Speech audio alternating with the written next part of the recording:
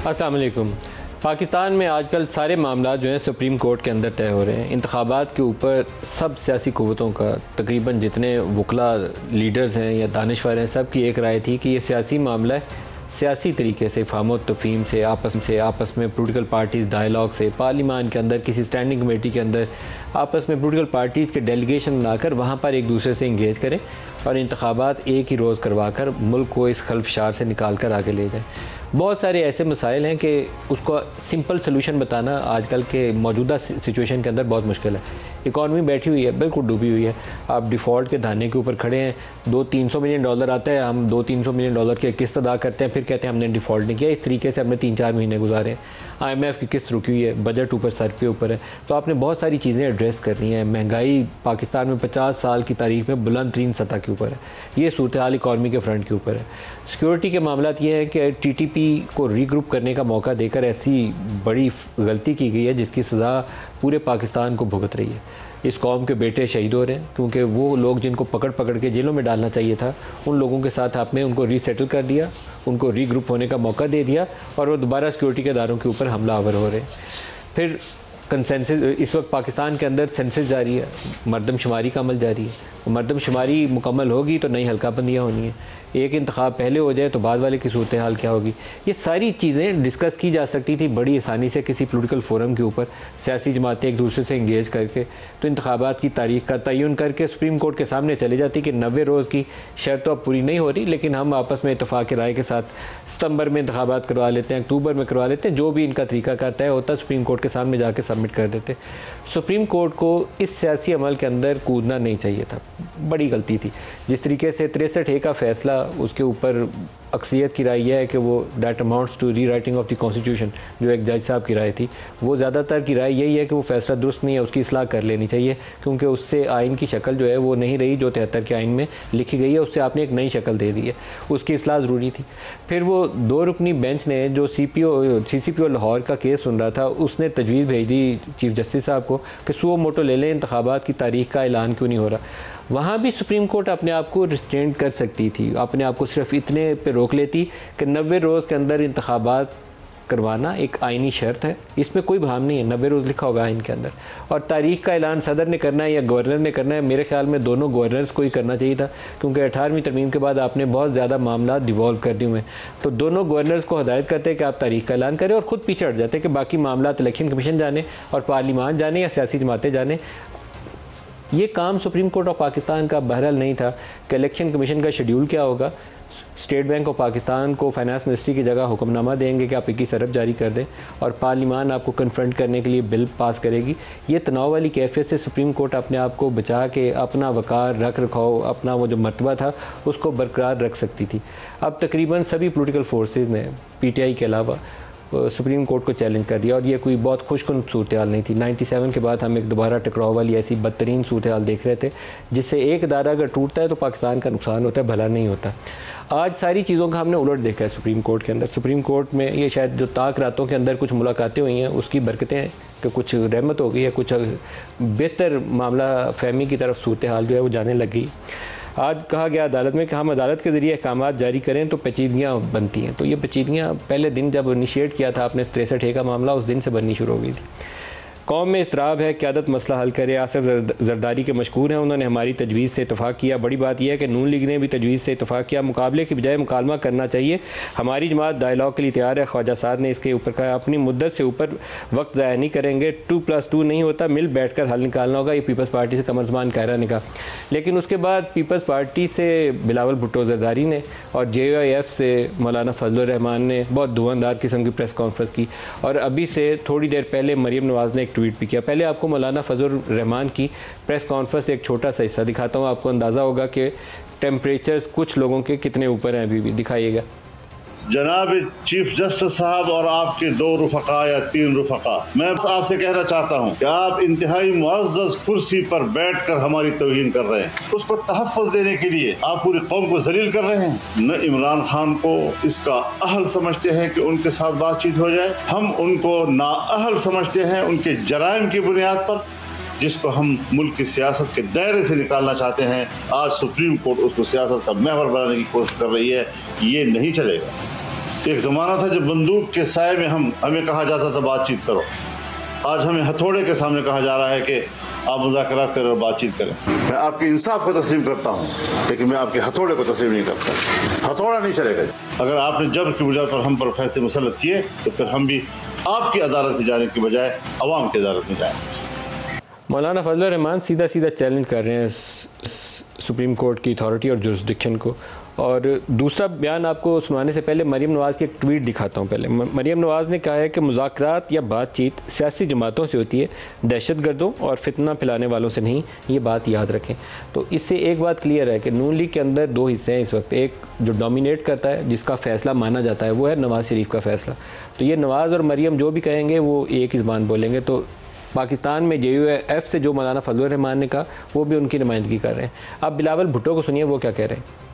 कि no one can negotiate their head. You cannot expect कि negotiations पे consensus होगा with a gun to our head, and you cannot expect कि अगर negotiations होते हैं वो successful होंगे with a gun to our head. I don't think कि I will be able to convince all our coalition partners to agree to any dialogue with a gun to our head. Even if they were to agree, I'm pretty certain it would be difficult for that dialogue process to be successful with a gun to our head. So what is this gun to our head? जो 3-2 का फैसला है, जो अक़लियती फैसला है, जो ज़बरदस्ती अक्सरियत साबित करके हम पे मुसल्लत करने की कोशिश किया जा रहा है, that is the gun to our head.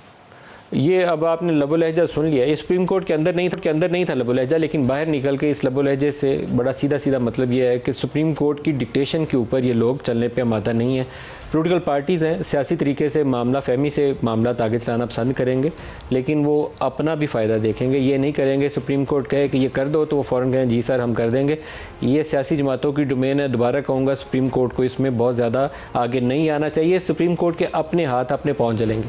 आज जो प्रोग्राम में हमारे साथ स्टूडियोज़ में हमारे साथ हैं हारून रशीद साहब, vice chairman Pakistan bar council, very warm welcome sir. इसके अलावा वी एक्सपेक्ट कि हामिद खान साहब और हाफिज़ हमदुल्ला साहब हमें ज्वाइन करेंगे। हाफिज़ हमदुल्ला साहब भी हमारे साथ हैं। जी हमदुल्ला साहब आपको भी खुश आमदीद कहता हूँ। हमदुल्ला साहब से पहले प्रोग्राम का स्टार्ट करते। हामिद खान साहब हमारे साथ हैं। जी हामिद साहब आपको प्रोग्राम में खुश आमदीद कहता हूँ सर। हामिद साहब जो इस वक्त सूरत हाल है, पहले तो सबसे स्टार्ट इसी से करते हैं कि क्या सुप्रीम कोर्ट को इस सियासी मामले के अंदर पढ़ना चाहिए था या नहीं पढ़ना चाहिए था?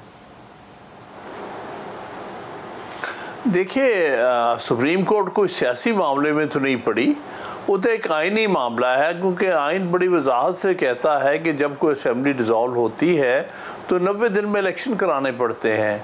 ये आइन का तकाजा है यहाँ। और आइन जो है हम सब का आइन है, उसमें किसी मखसूस सियासी जमात का आइन नहीं है, मखसूस शख्सियात का आइन नहीं है, बल्कि सारे मुल्क का आइन है। और हम सब पर पाबंदी है कि हम उस आइन पर अमल दरामद करें।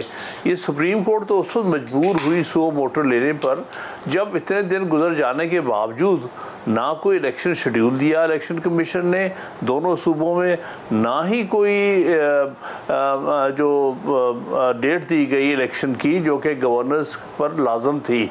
तो ये जब आइन की खिलाफ वर्जी नज़र आई 1 महीना गुजर जाने के बावजूद भी, तो फिर सुप्रीम कोर्ट मजबूर हुई कि वो सुओ मोटो इसका नोटिस ले और पूछे हुकूमत से और इलेक्शन कमीशन से कि भाई आपके क्या इरादे हैं, आपके सामने आइन की एक वाज़ेह तकाजा है, आप क्यों नहीं पूरा कर रहे। तो मैं समझता हूँ ये एक आइन की अमलदारी के लिए उन्होंने नोटिस लिया, कोई सियासी मामले में मुदाखलत नहीं की। सर 90 रोज़ के ऊपर तो कोई बहाम है ही नहीं है ना, 90 रोज़ तो क्लैरिटी थी। क्या इलेक्शन का शेड्यूल इसी तरीके से सुप्रीम कोर्ट को जारी करना चाहिए था या नहीं करना चाहिए था? देखिए, बात यह है कि वो इलेक्शन कमीशन सुप्रीम कोर्ट मजबूर हुई कि वो जारी करे, क्योंकि नज़र ये आ रहा था कि इलेक्शन कमीशन पर यह दबाव है या उनकी नीयत नहीं है इलेक्शन कराने की, इसलिए वो शेड्यूल नहीं दे रहे। पहली बात तो ये है कि जब आपने शेड्यूल, ख़ुद इलेक्शन कमीशन ने कहा कि अब वक्त इतना गुजर चुका है कि पूरे 90 दिन के अंदर शायद शेड्यूल पूरा ना हो सके, जिसकी रिक्वायरमेंट थी शायद 52-54 दिन का होता है। तो सुप्रीम कोर्ट ने इसको सामने रखते हुए कहा कि इतनी गुंजाइश पैदा की जा सकती है कि अगर पूरे 90 दिन में ना हो तो 90 दिन के जितने करीब हो सके उतने दिनों में इसको पूरा किया जाए। उसको सामने रखते हुए सुप्रीम कोर्ट ने 30 अप्रैल की डेट दी थी, उसको दे दी थी कि हाँ आप 30 अप्रैल तक शेड्यूल आपका पूरा हो सकता है, शेड्यूल पूरा कर लें। तो उस शेड्यूल के बारे में देने की बात नहीं है, सबको पता है कि शेड्यूल क्या होता है, माजी में क्या शेड्यूल रहा है, कितने दिनों का शेड्यूल होता है। लिहाजा सुप्रीम कोर्ट ने सिर्फ ये कहा कि जो शेड्यूल दिया जाता है उसको इन दिनों में मुकम्मल कर दीजिएगा। इसी तरह बाद में जब फिर उसके ऊपर अमल दरामद नहीं हुआ तो फिर एक इम्प्लीमेंटेशन की दरख्वास्त के ऊपर उन्होंने फिर कहा कि चलिए अगर 30 अप्रैल तक नहीं तो 14 मई तक कर लें। तो वो तो हर तरह से गुंजाइश पैदा की है सुप्रीम कोर्ट ने इलेक्शन कमीशन को भी लिए भी और हुकूमत के लिए कि उनके अहकामात पर और आइन की अमलदारी पर कायम रहे। सही। हारून रशीद साहब आप क्या कहते हैं, सुप्रीम कोर्ट को इस मामले में आना चाहिए था? मेरे ख्याल में प्योरली पॉलिटिकल डोमेन में रहना चाहिए था। 90 रोज़ की वजाहत, 90 रोज़ की तो आइन में ये क्लैरिटी मेंशन है, क्लियर है कि 90 रोज़ के अंदर इलेक्शन होना चाहिए। अब इसमें मुश्किलात कहाँ पैदा हुई? मुश्किलात तब पैदा हुई जब गैर ज़रूरी तौर पर दोनों प्रोविंशियल असम्बली डिज़ाल्व की गई। आपके ख्याल में गैर ज़रूरी डिज़ाल्व की? गैर ज़रूरी इसलिए थी कि वजह कोई नहीं थी। हुकूमत दोनों में एक पार्टी की है, दोनों की कैबिनेट काम कर रही हैं, कोई वहाँ पे प्रॉब्लम नहीं था, चाहे चीफ मिनिस्टर उनके हैं, मिनिस्टर उनके। जब उन्होंने डिज़ाल्व कर दी तो 90 दिन में इलेक्शन होना चाहिए था। फिर दूसरा प्रॉब्लम उस वक्त क्रिएट हुआ जब 2 जजेस साहबान जिनके पास वो मैटर ही नहीं था, कोई इख्तियार उस तरह नहीं था, ना ही उनके सामने कोई पिटीशन थी, एक सिविल मैटर सुनते हुए उन्होंने अज़ खुद एक रेफरेंस भेज दिया चीफ जस्टिस साहब को कि इलेक्शन क्यों नहीं हो रहे। उनके पास इस बारे में कोई एप्लीकेशन या कोई पिटीशन पेंडिंग नहीं थी। जब वो पिटीशन चीफ जस्टिस साहब के पास गया रेफरेंस, तो उन्होंने इनिशिएट कर लिया जी ये इलेक्शन 90 डेज़ में क्यों नहीं हुआ। पहले 9 रुकनी बेंच बनाया, फिर 2 एब्सटेन कर दिए, फिर 7 रुकनी बनाया। सूरत हाल आपके सामने है। जस्टिस अतर मुनिल्ला ने उसमें वो सवाल उठाया जो आपने अभी कहा है कि 2 22 समियां कैसे तोड़ी गई, पहले इसके ऊपर देखना चाहिए। देखो ना, मुल्क की मईशत देख लें, या तो वजह कोई इतनी सीरियस होती कि उनकी गवर्नमेंट टॉपल होना होती। सर एक बात बताइए, जस्टिस अतर मुनिल्ला के वो जो नोट लिखा हुआ है, ये जो 3 सवाल थे उनके कि क्या सूबाई असम्बलियाँ सही तोड़ी गई या गलत तोड़ी गई, पहले इसको देखें। उसकी लीगल वैल्यू क्या है? क्योंकि उस वक्त वो हिस्सा थे ना उस बेंच का जब उन्होंने वो अपनी ऑब्जर्वेशन दी और वो नोट लिखवाया, ऑर्डर लिखवाया अपना। लीगल वैल्यू और खुद को उन्होंने उस वक्त डेफिनेटली है, बाद में भी रिक्यूज नहीं था किया, उस वक्त तो बेंच का हिस्सा थे। वो सुप्रीम कोर्ट के जज थे जी हैं, और उस बेंच का हिस्सा, उस बेंच का हिस्सा थे। हाँ।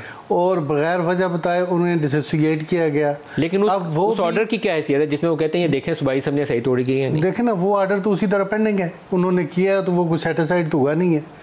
उनकी अपनी ऑब्जर्वेशन है, काजी फैज़ साहब की अपनी ऑब्जर्वेशन है, अपना मंसूर शाह साहब की अपनी है। काजी फैज़ तो उस बेंच का हिस्सा नहीं थे, काजी फैज़ ने तो आज खुद नोटिस वाले में, लेकिन उन्होंने अपनी राय ज़रूर दी। फिर अपना मंसूर शाह साहब की अपनी अपना एक ऑर्डर है, या अफरीदी साहब का अपना ऑर्डर है। तो हमारा जब बार कौंसलों का इजलास हुआ इसी पॉइंट पे कि सारी बार कौंसलें बैठें, सूबाई भी और इस पाकिस्तान बार कौंसिल भी, और ये डिसाइड करें कि क्या ये अमल ठीक हुआ है कि नहीं हुआ। और मीनवाइल एक जज साहब की ऑडियो आ गई, उसी बेंच का वो हिस्सा थे जिस बेंच ने पहले सुओ मोटो के स्टार्ट करने का रिकमेंड किया कि सुओ मोटो एक्शन लिया जाए। उसी जज साहब के बारे में ऑडियो आ गई और वो एक सियासतदान से बातें कर रहे थे, जिस वजह से बार कौंसलों को ये तशवीश हुई कि अगर जजेस साहिबान पॉलिटिक्स में हिस्सा लेंगे या किसी ख़ास पार्टी को फेवर करेंगे तो फिर बार कौंसलों ने उस वक्त बार कौंसलों को बुलाया सारी को, और ये एक रेजोल्यूशन पास हुआ कि उनके ख़िलाफ़ एक रेफरेंस पेश हो। फिर पाकिस्तान बार कौंसिल ने और प्रोविंशियल बार कौंसिल सारियों ने अपने अपने तौर पे रेफरेंस फाइल किया। इस पर बहुत सारी चीज़ें और वो पेंडिंग है, कंट्रोवर्सी की शक्ल में सामने आ गई। उसके हाफिज़ अब्दुल्ला साहब को भी शामिल कर लें। हाफिज़ अब्दुल्ला साहब, आज मौलाना फजलुर रहमान साहब ने तो बहुत ही धुआंधार प्रेस कॉन्फ्रेंस कर दी। उन्होंने तो इवन सुप्रीम कोर्ट की अथॉरिटी को भी चैलेंज कर दिया कि उन्होंने कहा अगर ऐसे करेंगे तो फिर हम अवामी अदालत में जाएंगे। बिस्मिल्लाहिर्रहमानिर्रहीम। बहुत शुक्रिया नजीम साहब। देखिए नजीम साहब, बात यह है, पहले तो ये फैसला होना चाहिए सियासी क़ियादत और तमाम इदारे जो पाकिस्तान में हैं बशमूल मीडिया के ये फैसला करे कि सुप्रीम कौन है। इस मुल्क में आइन के हवाले से सुप्रीम पार्लियामेंट है और पार्लियामेंट खालिक है सुप्रीम कोर्ट का भी, पार्लियामेंट खालिक है आइन का भी।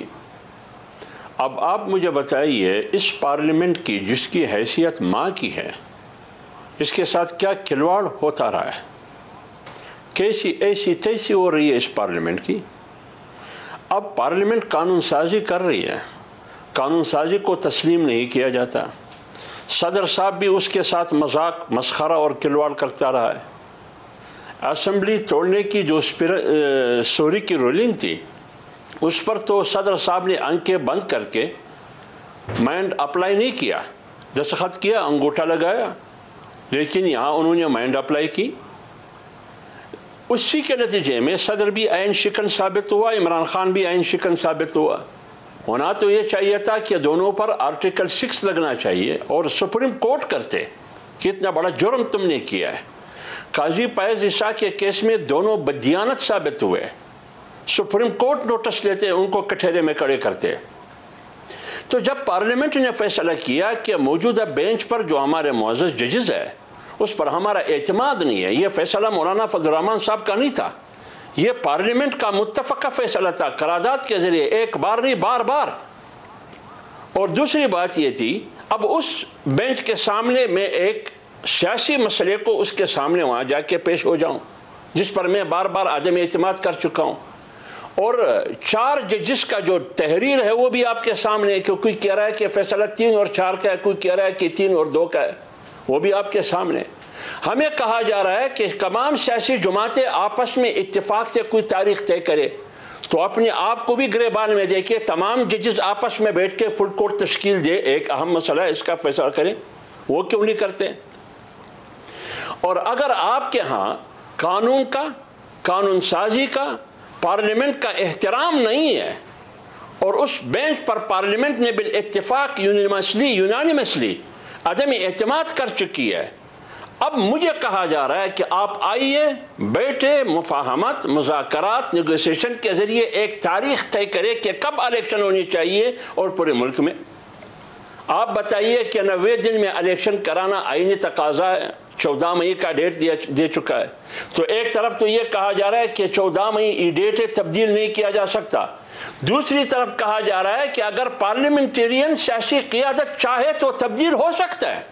यह कैसा आईन है, किसके लिए तब्दील हो सकता है। हमें कहा जा रहा है कि जाओ इमरान खान के साथ बैठ के मुज़ाकरात करें।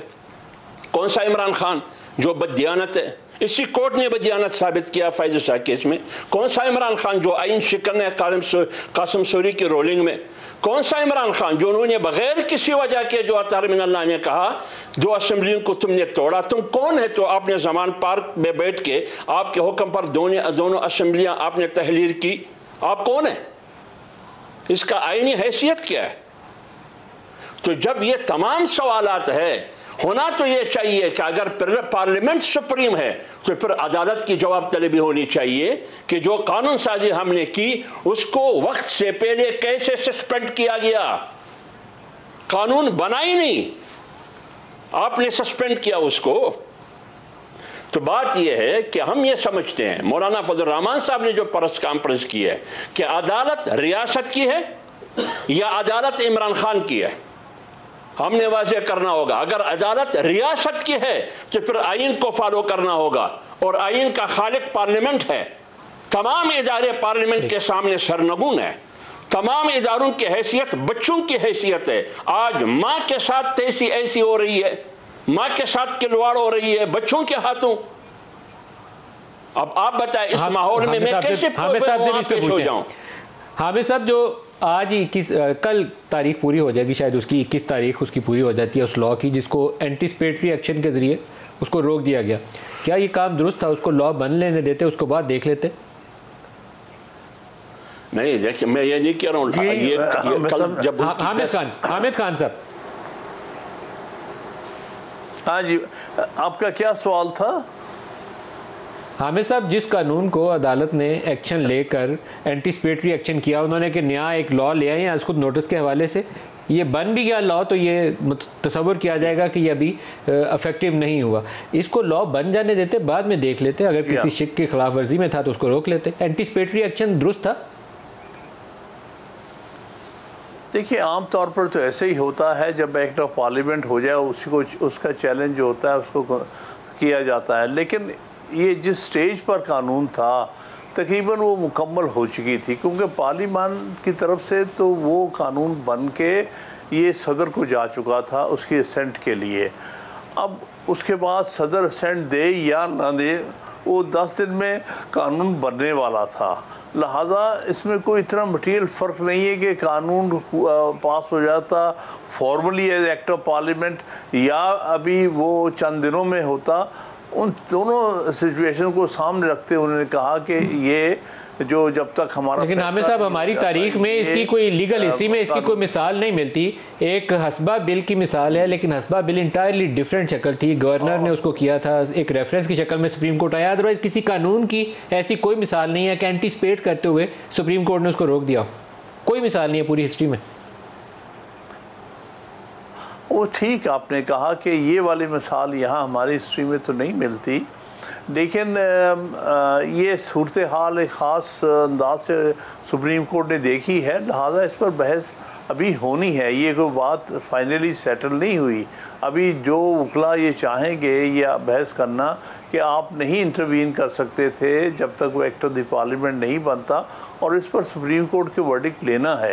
लिहाजा मेरे ख्याल में इस पर बहस कुछ कब्र इस वक्त होगी, ये अदालत में बहस होनी चाहिए कि आया किस स्टेज पर किसी कानून पर जुरिस्डिक्शन एक्सरसाइज हो सकती है आर्टिकल 184(3) की। अच्छा, ब्रेक करीब आ गया, ब्रेक ले लें। बाज़ मामला ऐसे हैं जिन जमातों के काफ़ी ज़्यादा तहफ़्फ़ुज़ात है। 63A का फ़ैसला भी उसी में से एक है। ब्रेक के बाद इन दोनों पे बात करेंगे, हमारे साथ रहिएगा। Welcome back. हारून साहब, एक और तनाज़ा जिसने सियासत में काफ़ी भौचाल लाया वो 63A का फ़ैसला था। 63A का फ़ैसला क्या मौजूदा जो आइन की शक्ल है उसके मुताबिक दुरुस्त है? देखिए, 63A में तो जो डिसीजन हुआ है अब वो भी उसे एक्सेप्टेबल नहीं समझा जाता, इसलिए कि जिन लोगों को निकाला गया था वही एक वजह बनी थी प्रोविंशियल असेंबली में। तो मेरा तो ख्याल है कि वो भी वजह बनी है इस इलेक्शन की, ये क्राइसिस को आगे बढ़ाने में, क्राइसिस को आगे बढ़ा। और उस पर रिव्यू पड़ा हुआ है, रिव्यू लगा नहीं है। वो लगा नहीं, वो इसलिए नहीं लगा कि वो ICA में है। एक फ़ैसला तो सिंगल बेंच ने किया था और वो फिर ICA में। अब मसला ये है कि आज सुप्रीम कोर्ट ने जो पोजीशन इख्तियार की है कि सियासी जमातों से बोला डायलॉग करें। जब पिछली हेयरिंग पे वो कहीं से TV टिकर पे चल गया था कि बाइकआउट कर दिया, हालांकि किसी ने बाइकआउट सियासी जमात ने किया नहीं था, तो सियासी जमातों के वकीलों को सुप्रीम कोर्ट ने सुनना भी पसंद नहीं किया। जी, अगर उसी वक्त सुन लेते तो शायद तनाज़ा समझ जमातों को भी नहीं सुना गया, और पाकिस्तान बार कौंसिल ने भी रिक्वेस्ट की थी कि हमें सुना जाए, और आपको भी नहीं मैं खुद पेश हुआ था। आप गए थे? और पेश हुए थे, और उन्होंने कहा हमने आपको नहीं बुलाया और हम आपको बाद में सुन लेंगे या मिल लेंगे। फिर मिले बाद में? तो उसके बाद कोई हमें ना बुलाया गया और ना ही सुना गया। अलबत्ता अब ये जो पिटीशन है जो 2 तारीख को पेंडिंग है उसमें हमें नोटिस हुआ है। 2 वाली में आपको नोटिस? 2 वाली वो तो खुद नोटिस वाली है। जी, उस बिल वाली। ये जो लेकिन इतनी इंटरेस्टिंग पोजीशन है कि कल जो वजारत दिफा की रिपोर्ट थी उसको भी डिसमिस कर दिया, इलेक्शन कमीशन की रिपोर्ट को भी डिसमिस कर दिया, और शाह खावर ने एक जो दरख्वास्त दायर की थी किसी सिटीजन के बिहाफ के ऊपर उसको एंटरटेन करके तो आज सियासी जमातों को तलब कर लिया। उसमें नहीं तलब किया, इसमें सारी सियासी जमातों को ले लिया। देखिए ना, शुरू दिन से मसला तो यही बना हुआ है, तो या तो पॉलिटिकल पार्टीज़ को बुलाना ही नहीं था, और अगर बुलाया है तो फिर ये रिमार्क्स नहीं आने चाहिए थे कि इलेक्शन 14 को ही होगा। वो तो आज भी उन्होंने कहा 14 को ही होगा, 14 को ही होगा। और फिर एक जज साहब ने, मनीष साहब ने, ये भी कहा कि सुप्रीम कोर्ट तारीख चेंज भी कर सकती है। साथ ही उन्होंने ये भी कहा था कि इलेक्शन 14 को ही होगा, लेकिन सुप्रीम कोर्ट चेंज भी कर सकती है, गुंजाइश पैदा कर सकती है। गुंजाइश पैदा, वही गुंजाइश का नतीजा है कि आज डेट जो हुई है वो 27 होगी। अब इसका मतलब है इलेक्शन 14 को नहीं हो सकता, 14 को नहीं हो सकता। हाफिज़ अब्दुल्ला साहब, ये मामला असल में तो है, बॉल जो है सियासी जमातों की कोर्ट में, आप लोगों ने इसका हल निकालना है। आप हल निकालें, मिले आपस में और तस्फिया करके सुप्रीम कोर्ट को भी आगाह कर दें कि हम इस तारीख के ऊपर इत्तफाक राय कर लिया, हम जा रहे हैं इलेक्शन। देखिए नजीम भाई, हमें तो हल करने की तरफ हमें मौका ही नहीं दिया। आप बताइए ये मामला कहाँ से ख़राब हुआ, आपने ख़ुद उसकी निशानदेही की। अब नदीम मलिक साहब का ताल्लुक़ तो PDM से नहीं है ना हुक्मरान इत्तेहाद से है। आपने अभी कहा, जो कि हम भी ये सवालात उठाते हैं, कानूनी माहिरीन भी और आईनी माहिरीन, जब Lahore high court, Punjab high court ने फैसला दिया कि इलेक्शन इतने दिनों में होंगे, क्या उसके बाद ये जवाज़ है कि सुप्रीम कोर्ट सो मोटो ले? एक बात। दूसरी बात यह है कि केस डोगर का है और बीच में से जजेस कहते हैं कि इलेक्शन के बारे में सो मोटो लिया जाए। ये कहाँ का कानून और आईन है? इलेक्शन कमीशन के इख्तियारात को सल्ब करना और इनके इख्तियारात अदालत इस्तेमाल करे, क्या ये आईन का तकाजा है? 63A के तहत आपने आईन को रीराइट किया, क्या ये सुप्रीम कोर्ट का इख्तियारात है? क्या कानून साजी पार्लियामेंट के इख्तियार में नहीं है? वो कानून साजी जो हामिद खान समेत 99% वकला लायर्स और अक्सरियत जजेस यही कहते हैं कि यह कानून वक्त से आज से 2 दहाई पहले होना चाहिए था। आज मसलन यह कानून साजी हुई, अच्छा इस कानून साजी को क्यों रद्दी की टोकरी में फेंक दिया गया? क्या इससे इंतशार पैदा नहीं होता? वक्त से पहले उनको क्यों सस्पेंड किया गया? क्या इससे इंतशार पैदा नहीं होता? अच्छा, पार्लियामेंट अगर सुप्रीम है तो पार्लियामेंट की कानून साजी को अहमियत क्यों नहीं दी गई? उनके वकला को जो वो मिन्नतें करते रहे कि हमें मौका दिया जाए, लेकिन उनको मौका नहीं दिया गया। आपने देखा इसी कानून के हवाले से 3 दिन पहले पीटीआई की वकील को 40 मिनट तक सुनता रहा, वो बोलता रहा, एक सवाल भी उस पर नहीं हुआ। आपने देखा कि रजिस्ट्रार को फारिग किया गया जजेस ने, एक बेंच ने, लेकिन उसको आज तक वही रजिस्ट्रार बैठे। अब आप बताइए खराबी कहां है? मसला एक बात बता दें, आज आप एक बात में और करता हूं, एक मुझे इजाजत है। 90 दिन हाफिज साहब कहा जाता है कि एक बात मैं कर लूं बस, अब बाकी आप सवाल कर रहे। 90 दिन में इलेक्शन कराना जरूरी है, लाजिमी है? ठीक है, जरूरी है, लाजिमी है। आज तमाम सियासी जमातों को बुला के इस बात पर मुत्तफिक कराने की कोशिश की जा रही है कि 90 दिन का जो आईनी तकाजा है उसको किस तरह तोड़ना है, उसकी खिलाफवर्जी कैसी करनी है। आप लोग आपस में बैठ के तय करें कैसे आगे बढ़ना है। अब आप बताइए ये क्या है? 90 रोज की तो शर्त 14 अप्रैल को टूट चुकी है ना, वो 30 अप्रैल को भी टूट गई थी, 14 मई को एक दफ़ा फिर टूटेगी यार। अब जुलाई अगस्त की जो भी तारीख रखेंगे उसको फिर टूटेगी। एक सवाल है मेरा सर आपसे, प्रोग्राम ख़त्म होने से पहले ये बता दें कि क्या अब आप पाकिस्तान तहरीक इंसाफ से मुज़ाकरात करेंगे या नहीं करेंगे? मुझसे सवाल है? जी आपसे हाफिज साहब। जी बिल्कुल, हम बबांगे दोहल, हमारा एक ही मौक़िफ़ है। हम पार्लियामेंट के जरिए आवाम से बात करेंगे। पार्लियामेंट फैसला दे चुकी है। होना यह चाहिए था कि इमरान खान को मुखातब करके कि जाओ पार्लियामेंट की आवाज़ सुनिए, पार्लियामेंट क्या कह रहा है। तुम पार्लियामेंट से एक दफ़ा पार्लियामेंट तोड़ा तुमने, फिर पार्लियामेंट से मुस्तफ़ी हो गए, फिर दोनों असम्बलियाँ तहलील की। यह हेजान क्यों पैदा किया, इंतशार क्यों पैदा किया गया? एक आदमी की सोच मतलब है कि आप तहरीक इंसाफ से मुज़ाकरात नहीं करेंगे, लिहाजा जमीयत उलमा इस्लाम इस मुज़ाकरात का हिस्सा नहीं बनेगी। आप तहरीक इंसाफ से मुज़ाकरात नहीं करेंगे? कतल नहीं करेंगे, बिल्कुल नहीं करेंगे। हारून रशीद साहब, ये एक मसला और किसी के कहने पे भी नहीं करेंगे, और किसी के कहने पे भी नहीं करेंगे। वो ट्रक में बैठे हो, वो ट्रक ब्लैक कलर का हो या वो ट्रक खाकी कलर का हो, किसी के कहने पे भी नहीं करेंगे। ये हारून रशीद साहब, ये इशू आना है सूनर रिलेटर, क्योंकि पीडीएम में सारी जमातें इत्तेफाक राय नहीं करेंगी। अब बड़ी इंपॉर्टेंट न्यूज़ है जो अभी हमदुल्ला साहब कह रहे हैं कि हम नहीं मुज़ाकरात करेंगे, तो पीडीएम का एक कंपोनेंट है जो उससे इंकारी है कि नहीं करेंगे। अगर नवाज शरीफ भी ये पोजीशन इख्तियार कर लेते हैं तो बड़ी हार्ड लाइन ड्रॉ हो जाएगी। डेफिनेटली असल में ग्राउंड रियलिटीज़ को अगर देखा जाए तो वज़ारत दिफा का भी लेटर आया कि इलेक्शन उनको सिक्योरिटी प्रोवाइड करने में प्रॉब्लम्स हैं। बाकी इलेक्शन कमीशन का भी राय आई, इलेक्शन कमीशन ने वही राय दिया मोरलेस, जो यानी कि इलेक्शन नहीं हो सकती नहीं। तो पॉलिटिकल पार्टीज़ भी अगर कहती हैं और एक शख्स के कहने पे असम्बलियाँ डिज़ाल्व हुई हैं तो वो उन असम्बलियों का 90 डेज़ गुजर चुके हैं। अब अगर सूरत हाल को देखा जाए तो इलेक्शन वही मौजू हैं जो नेशनल असम्बली और प्रोविंशियल असम्बली के एक दिन हो। अब तो सुप्रीम कोर्ट उसी तरफ आ गया, लेकिन वो तो मुज़ाकरात का मौका दे रहे हैं, लेकिन मुज़ाकरात पे भी आड़े आएंगे। अगर फुल बेंच बैठ जाए 13 रुकनी जज, जो बाकी 2 के खिलाफ तो बार कौंसिल ने रिजर्वेशन दी हुई है, अगर 13 जजेस बैठ के डिसाइड करते हैं तो मेरे ख्याल में ये मामला ज़्यादा बेहतर होगा, अगर पॉलिटिकल पार्टीज़ एक पेज पे नहीं आती। तो हारून रशीद साहब, हाफिज़ अब्दुल्ला साहब और हामिद खान साहब, सबका बहुत शुक्रिया। आज के लिए इतना ही, इजाज़त दीजिए। अल्लाह हाफिज़।